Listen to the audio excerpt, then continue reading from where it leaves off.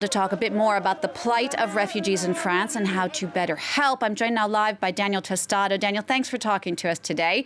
You are an immigration lawyer. You're based here in France. You've also run a homeless shelter in Paris for the past 2 winters. How would you say things are different this year for refugees and for associations like yours that are trying to help in the midst of the pandemic?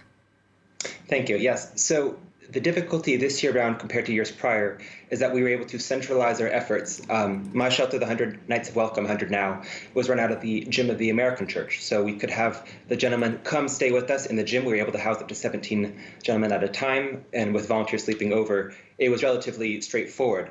This year, with the lockdown, with limitations on traveling, it's a lot more difficult to be able to house the gentlemen to coordinate. Volunteers are not necessarily wanting to sleep over in a big room with a lot of guys. So this year, we're basically trying to flip the model and have the gentlemen go stay with folks at their residences, or we're having to pay a little bit extra to purchase hotel rooms so that they can get a good night's sleep and be able to shower.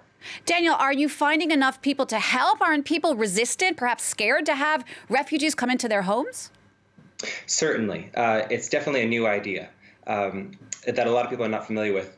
What I encourage folks who are skeptical or scared of this population is to get a little bit involved in the volunteering. There's great institutions like Utopia 56 that are going out and doing food distributions. So if you spend just a couple of hours with these folks, you come to realize that they're quite calm and peaceful. The majority of the ones that are currently on the streets are Afghani, and they're very, polite, respectable, kind young men. So from my personal experience, the past 2 years of working with this population, it's been a matter of shattering all of my stereotypes that I might have built up over the years, that they're just like regular people. I was mentioning these makeshift camps earlier that were dismantled by the police. Are there any official refugee camps at the moment, places that are sanctioned by the government with government funds?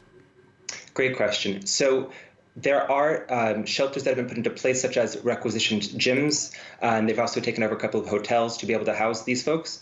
The difficulty is twofold. First and foremost, these are always going to be temporary solutions. They're not going to be long-term solutions. They have to give the gym back to the schools at the end of the day, and it doesn't lead towards a long-term solution.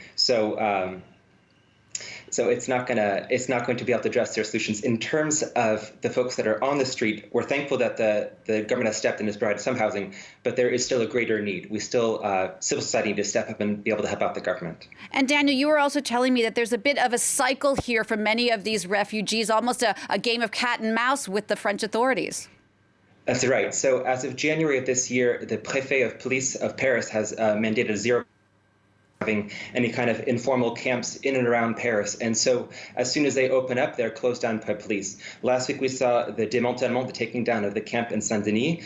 And ever since then, these gentlemen might, set up a tent in Porte d'Aubervilliers or Porte de la Chapelle. And as soon as they do, the police are there. They might be a little bit physically aggressive, shooing the gentlemen away. And it becomes a game of cat and mouse, as you mentioned. They don't have anywhere to go. So so long as they are on the streets, the state is not happy, the French citizens are not happy, and the humanitarian organizations are not happy. We all want for these gentlemen to be sleeping indoors. And I imagine that's what many of them want as well. What for you is the biggest need right now? So the biggest need in terms of this population is always going to be housing. Secondarily, the need is going to be able to have work authorization and the right to stay in France. That's not always guaranteed, depending on whether the people are recognized asylum seekers, refugees, or whether they're more in the category of economic migrants. In terms of housing here in Paris, there is room. It's a tricky mentality to think that in Paris we're all, we count the square meters of every apartment, that we think that we don't have room. The reality is otherwise, that there is a lot of unused space. So there are, for example, a lot of secondary, houses or studios that are currently unoccupied. So we're encouraging folks to open up those facilities, work with the recognized organizations that we can get these gentlemen off the street. Daniel, just to wrap up, as we were saying, this chasing game has been going on for years. Is there one way forward to finding some kind of real help for refugees here in France? That's a great question. And I think it boils down to thinking long term. France is one of the most attractive countries in the world, Paris especially so. And we will always continue to be a beacon of interest for people that are fleeing different situations. This is a cycle that has been repeating for years now, where there is a camp, it gets closed down, they destroy the tents, and then after a couple months, they put the gentlemen back on the street. the question then becomes, what do we do about this in the long term? How can we have a more coherent policy that takes care of them?